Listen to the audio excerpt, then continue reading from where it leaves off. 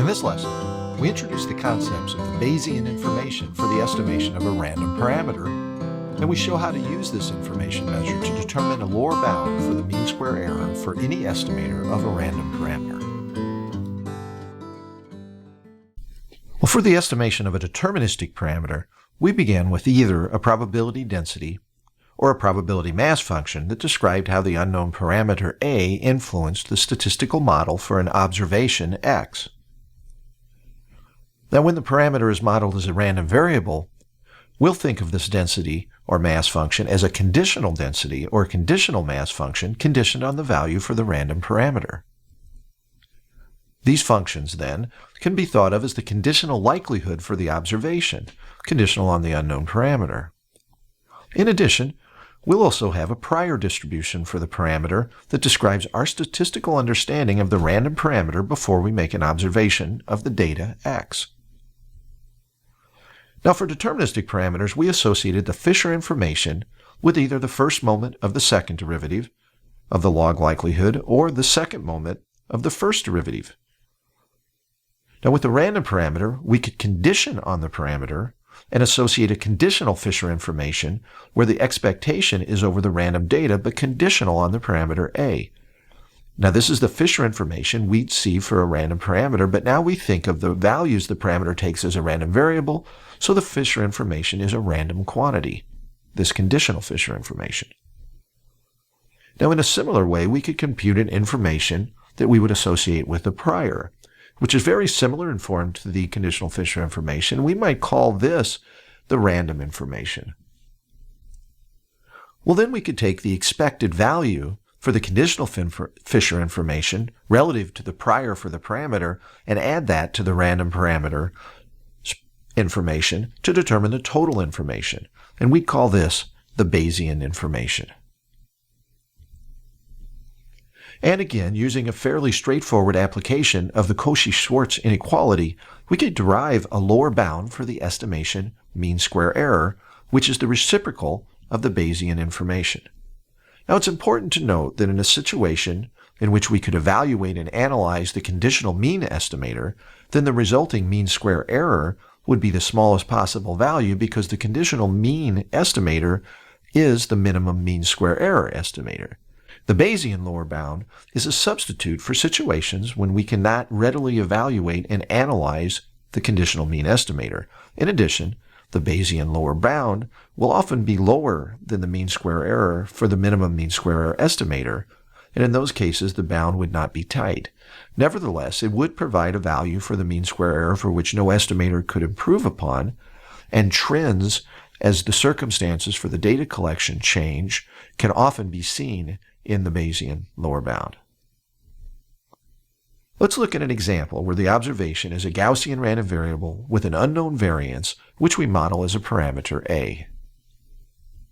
Furthermore, let's assume that the prior for this random parameter is an inverse gamma distribution with some known parameters, alpha and beta.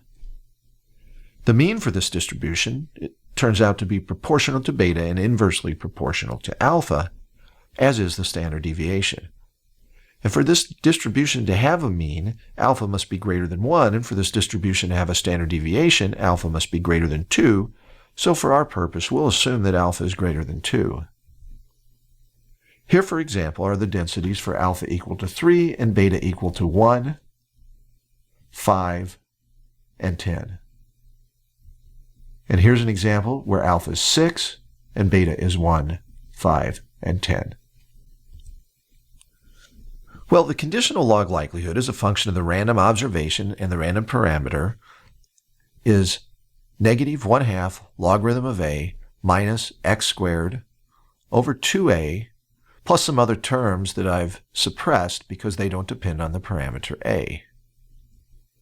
Now, if we take the first derivative with respect to the parameter a, we get negative 1 over 2a plus x squared over 2a squared.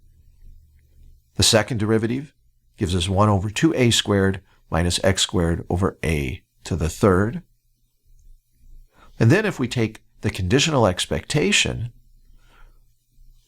we'll only need the conditional expectation for x squared, conditional on a, or the conditional second moment of the observation, conditional on the unknown parameter.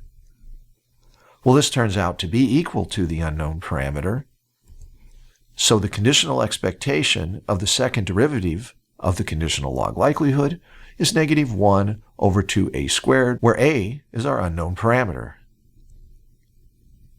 This means that the conditional Fisher information is 1 over 2a squared.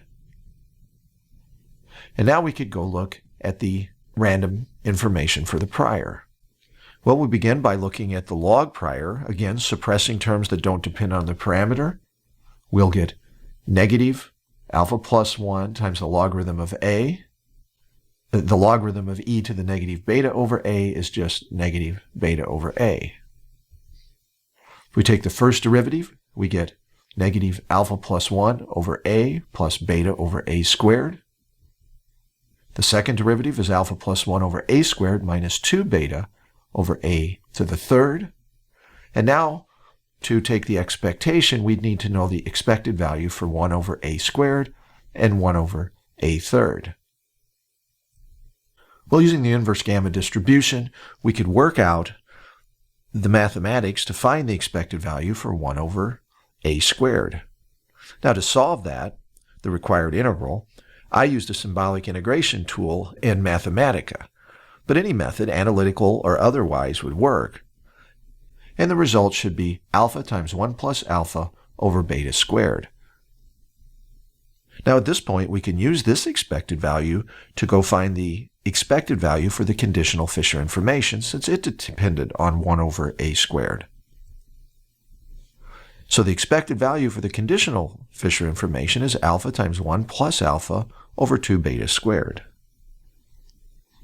And now we can use the prior and solve for the expected value of 1 over a cubed. And if we do that, we should get alpha times 1 plus alpha times 2 plus alpha over beta cubed. And now we could take the expected value. Since we have the expected values for 1 over a squared and 1 over a cubed, we can find the expected value for the second derivative of the log of the prior, and that'll give us the random information as alpha times 1 plus alpha times 3 plus alpha over beta squared. And then we can add those two to get the total Bayesian information, which would evaluate to alpha times 1 plus alpha times 7 plus 2 alpha over 2 beta squared. Note that the information increases when alpha increases or when beta decreases. The Bayesian bound, then, for the mean square error is the reciprocal of the Bayesian information, and this provides us with a bound for any estimator. For this particular problem, though, we could solve for the minimum mean square error estimator and the corresponding mean square error, and that would also be the ratio of beta squared to a third-order polynomial in alpha. And then to compare those two mean square errors, we could normalize the mean square error by beta squared and then plot each as a function of alpha. Well, here we see that the Bayesian bound is a lower bound, but the minimum mean square error is, of course, the greatest lower bound. And in many other situations, though, where we can't compute the minimum mean square estimator and its associated mean square error, the Bayesian bound would be a useful tool to characterize the performance trends that are attainable by any estimator.